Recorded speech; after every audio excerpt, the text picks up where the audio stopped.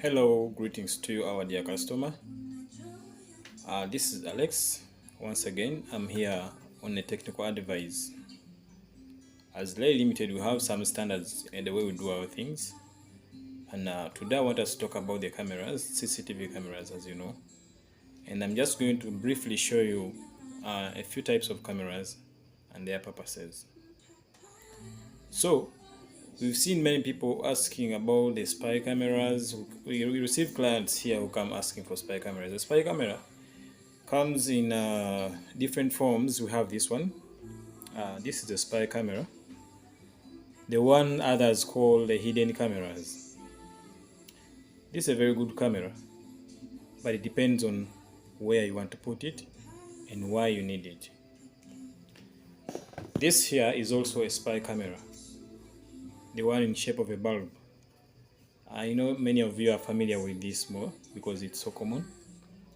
But this also, it has its advantages and disadvantages. All of them, even this, it has its advantages and disadvantages. So we shall discuss them one by one. Then you have these ones, the usual cameras that you know. The usual CCTV cameras that you're used to. This is called a dome camera. Dome. This one here. And this is IP. We have a bullet camera. This is called a bullet camera. So I'm going to explain to you one by one how they work, where they work, and this will help you to choose which camera to use and where. I want us to start with this spy camera here. This, as small as you see it, this camera can see the whole room, like the whole room. This right here is the lens. See? That you see in the middle is the lens. That's the only thing that it has to go out. This one records audio and video. This camera is connected to a DVR, which records everything that you need to be recorded. So we have many people that come here asking for this camera, this type of camera. But this, I would like to advise mostly people who need this camera for maids. Yes, that you have a maid at home, you want to put this camera. Or this one here, the spy camera of the bulb. Just because you want to hide it from the maid, that she doesn't have to know whether there is a camera or not. But please, a word of thought for you. Putting a spy camera at home won't stop the maid from beating your kid. It won't stop anyone from doing something unnecessary. But rather, you'll see who did it and when they did it and how. But you won't change it. So if you are preventing the beating of a child, or rather you put this camera or a bullet one so that you prevent something before it happens than seeing when it has already happened and there's nothing you can change. It's better to prevent something before it happens than seeing how it happened but there's nothing you can change. If it's a child beating, they've already beaten the kid. You may find the arm is broken and you can't mend it because you've seen it. Now you'll punish the maid, but you won't change the pain the child is feeling. So it's better you use a camera that is visible so that you avoid this thing from happening. The maid will fear to do something bad because the camera will be there. The camera also acts as a scarecrow. So please think about it before you ask for a spy camera. A technician will just, what you ask for is what they'll give you because they want to work. All they need is money. So please, before you ask for spy cameras, consider prevention other than just seeing what happened without anything you can do. Second, I want us to talk about this source spy camera, what they call the bulb camera. This one is going to be mounted. This one is a standalone camera. It uses a memory card. goes in here. So if someone takes this camera away, you just come and plucks it out, there's nothing you're going to see because its storage is within itself. It stores here. So what you're going to do, you're going to lose the camera and the footage. Think about it.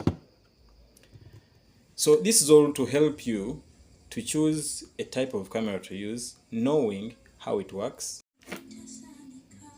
So here we have the bullet camera. These ones you're so familiar with, the ones you see on buildings. This camera is good. It's weatherproofed. Rain can't damage it, neither can sun damage it. So, and these are called the analog cameras. This one is an analog camera. By analog, people may think it's very outdated, but no, this is what you call the HD cameras. These are the HD, what you know as the HD, we call it analog here. Of course, the image, it has a high definition image, resolution is okay, but then in comparison to this, there is this, what we call the IP camera. This one is a network camera. The difference is this one is connected not to a DVR like this one. The box where you connect it, where all the footage is recorded, this one records on an NVR, a network video recorder. This one records from a DVR, a digital video recorder. That's for the analog cameras. So this one, the analog, is cheaper, relatively cheaper than the network camera. So what I want to help you with is to understand which of these would you choose and why. Because we've seen many people ask, why do you quote for me an IP camera? It's expensive than the analog. So let me explain to you why. This camera here, the IP camera.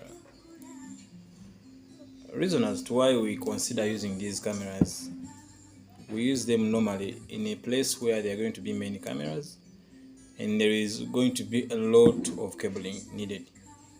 Because this, the analog camera, a cable runs direct from the camera, direct to the DVR, wherever it is. Even if it's, let me say 200 or 300 meters away, you'll have to run a cable from the camera to the DVR. If there are 50 cameras, you're going to run 50 cables from this to the DVR. See how hectic the work becomes. And it becomes expensive when you're buying cables and the load is very big. Whereas this one, if there are 50 cameras, the other side where you're going to mount them, what you need is a switch, that side, connect all those cameras on that switch, and then you run one cable like this for the link from that place to where the NVR is placed. So you may use one roll of cable to mount these 50 cameras. Whereas with this, for 50 cameras, you may need something like 30 to 40 rolls of cables if the distance is that far. So the saving comes with the cables and then the time frame it takes. You think about it, if you have a big project, big work,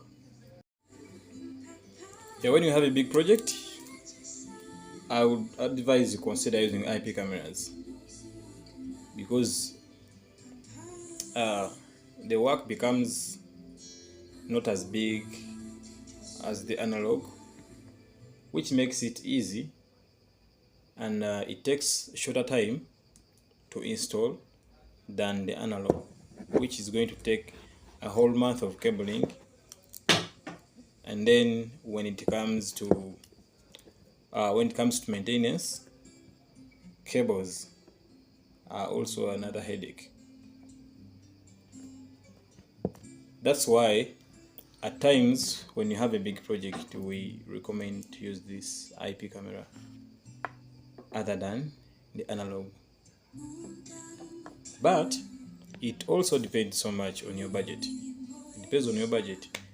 What you do, give us your budget. We give you the quote according to how we see.